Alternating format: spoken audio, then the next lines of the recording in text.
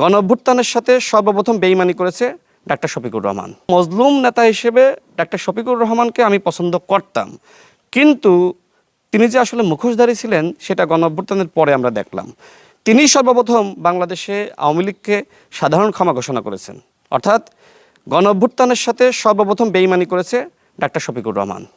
সুতরাং এই শফিকুর রহমান সাহেবকে নিয়ে এখন কি বলবো, তিনি নাকি বিএনপির পতন ঘটিয়ে দিবে। ডাক্তার শফিকুর রহমান তো জীবিতই ছিলেন, তাই না? তো ডাক্তার শফিকুর রহমানের নেতৃত্বে মগবাজারের তালাটা পর্যন্ত খোলা যায়নি। এখন আমি এই যে এইসব কথাবার্তাগুলো বলি, চোখে আঙ্গুল দিয়ে তাদের মুনাফিকি রাজনীতি আমি মানুষের সামনে ধরিয়ে দিই। যেমন তাদের একজন নেতা, সবথেকে প্রভাবশালী নেতা জামাতের মধ্যে, ডাক্তার আব্দুল্লাহ মোহাম্মদ তাহের ভাই, তিনি বিদেশিদের সাথে বৈঠক করে বললেন যে আমরা শরিয়া আইন কায়েম করব। এটি আমরা কোথাও বলি নাই। এমনকি তাদের নির্বাচনী ইস্তেহারে কোথাও উল্লেখ করা নাই যে তারা ক্ষমতায় গেলে শরিয়া আইন কায়েম করবে।